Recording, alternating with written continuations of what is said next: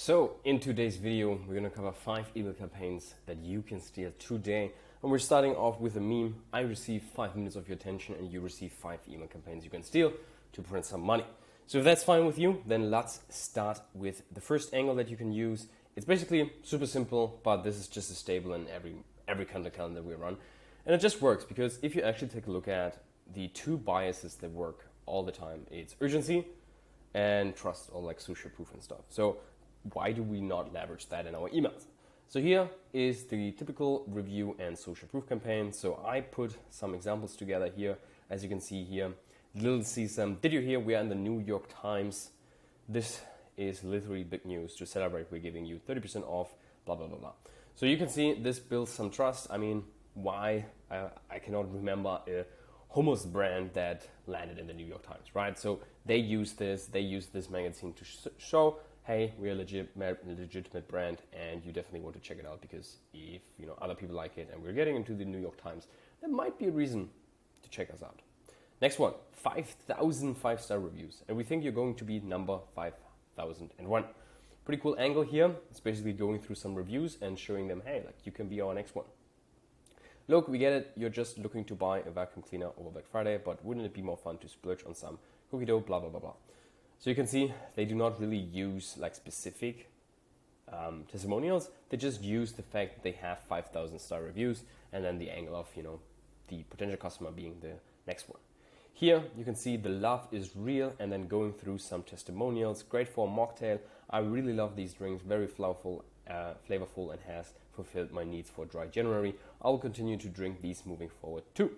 Such a great product to use for dry January, blah, blah, blah. So it was around dry January in general. So you can see here dry January might be ending, but the fun doesn't have to. Let's keep our mindful habits going all year and enjoy delicious mocktails that leave us with no hangover. They used the angle of the dry January and used specific testimonials around that case.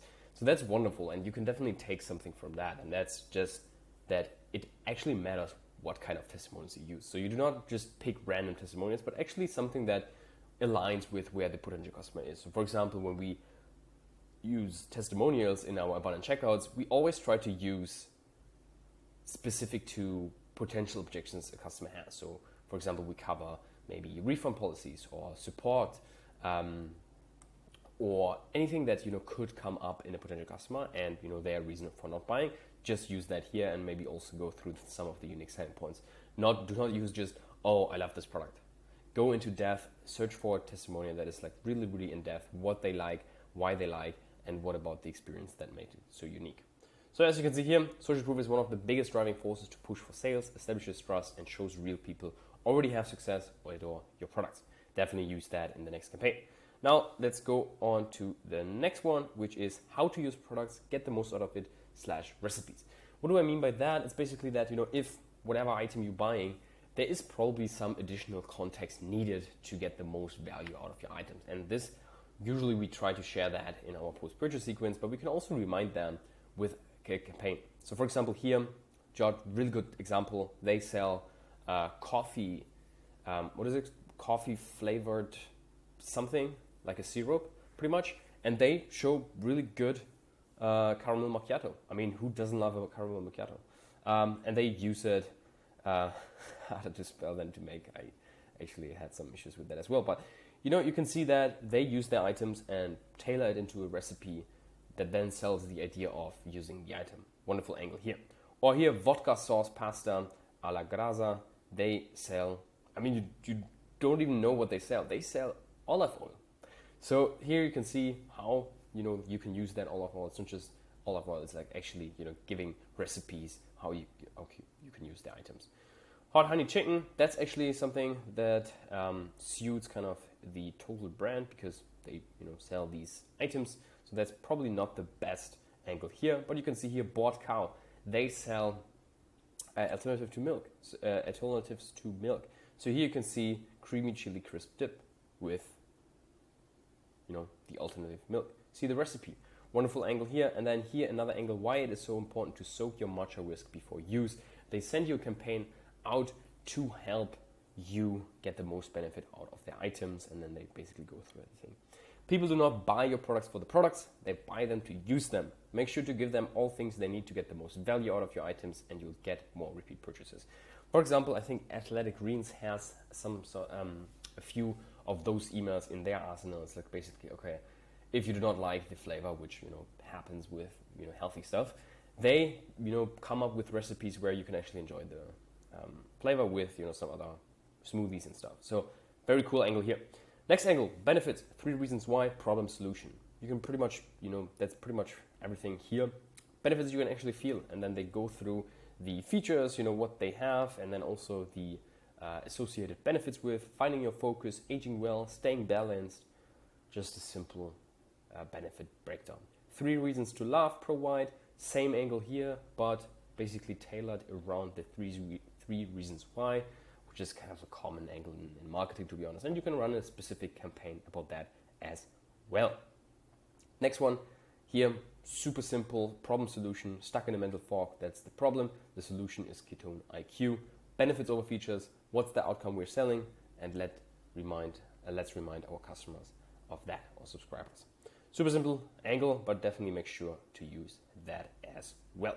Let's take a look at the next one. Us versus them. Maybe you've seen some ads, but you can actually run this kind of campaign as well. You can actually use that even in your button flows. It's basically comparing the alternative solution to yours, because in theory, if someone is struggling with the problem that you solve with your items, they probably have some other alternatives that they tried or want to try or think about trying.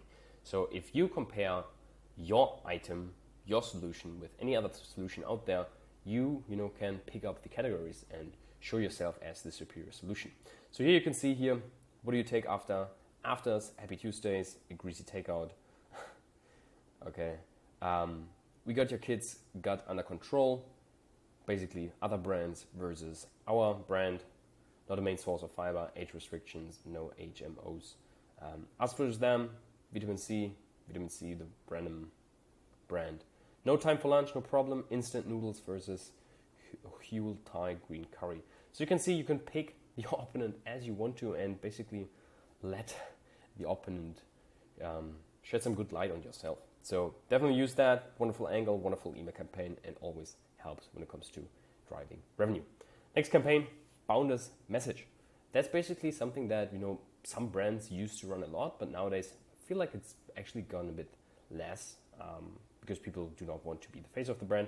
I have no idea, but it's a super powerful angle because everyone loves a good personal brand and loves to be associated with someone behind the brand. So if they can associate themselves with you as a founder, then it's wonderful. So definitely use that to your advantage. You, for example, saw some other brands, Frostbody, for example, with Brock, who's doing an amazing job on TikTok, or pretty much any other brand that has a face towards it.